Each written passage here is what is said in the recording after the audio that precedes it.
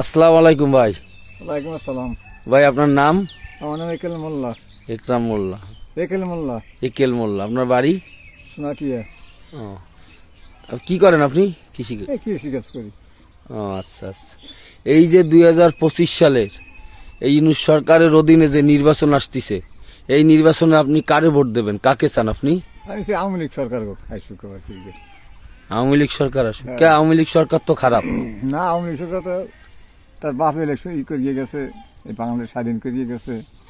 আবার কয়েক বছর পরে আবার শেখ হাসিনা এসছে, সেও তো দেশের জন্য উন্নত করিয়ে গেছে, জনগণের জন্য।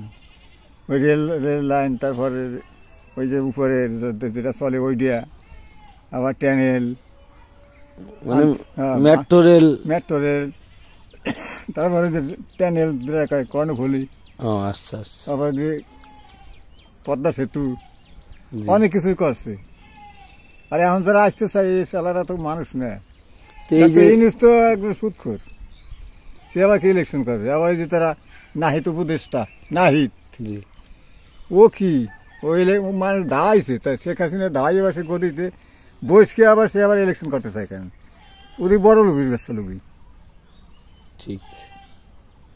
আবারও এখন পার্টিও করে, নাগরিক পার্টির নাম দিয়েছে। ও যদি কোনো দেশের লেগে কোনো জনগণের লেগে কোনো থাকতো, তাইলে সে ইলেকশন করতো না। ওর তো জনগণের জন্য কোনো তো সম্পদ করার লাগিয়ে ইলেকশন করতে চায় পুনরায়। ও যে এই যে ভাই, এই যে আওয়ামী লীগের দোসর কয় আওয়ামী লীগের রাজনীতি করতে দেবে না, এই বিষয়ে আপনার মতামত কি ভাই? ওরাই তো এক নম্বর দোসর, রাজাকার ফোলাবান। ওরা আবার মানুষের কয় কি ভেবে? ওরা তো মানুষের কয়াইতে পারে না। এই যে দেশে এমন যে পরিস্থিতি, সে বিষয় নিয়ে আপনি কিছু বলবেন? এই দেশ তো বর্তমানে খুবই খারাপ চলতেছে।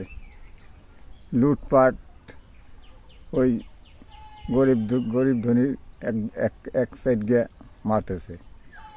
গরিবরও মারে, ওই বড় লোকেরও ফিরে। ওর কোনো ভেদাভেদ নেই। ওরা তারে খায় তারে মারে, এই যে তারটা হয় তারটা খায়।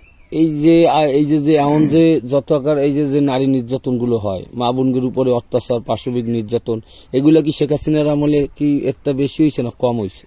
শেখ হাসিনা তো ছিলই না, এগুলো শেখ হাসিনা ছিলই না। পুলিশ মিলিটারি তো খুব শাসন করতো। আর এরকম তো মিলিটারি পুলিশের ধারেই তো গোনায় না। এরা দূর দূর সরিয়ে থেকে ওরা জামা তাই করিয়ে যায়। আপনি মোটামুটি চান যে আগামী নির্বাচনে আবার আওয়ামী লীগ সরকার? আমি চাই যে জনগণে চাই, আমি আল্লাহ চাইলে তো হবে না। জনগণে চাই যে ফিরে আবার নতুন ভাবে শেখ হাসিনা আসুক। শেখ হাসিনা তারা দাঁড়াইছে ওই সালা বসালারা ফিরে আবার তারা আনুক। যাক, মানে আপনি তো একজন কৃষক মানুষ, এই কারণে আপনার মতামতটা খুবই দরকার। কেননা উনি গরিব মানুষের জন্য অনেক কাজবাজ করছে শেখ হাসিনা।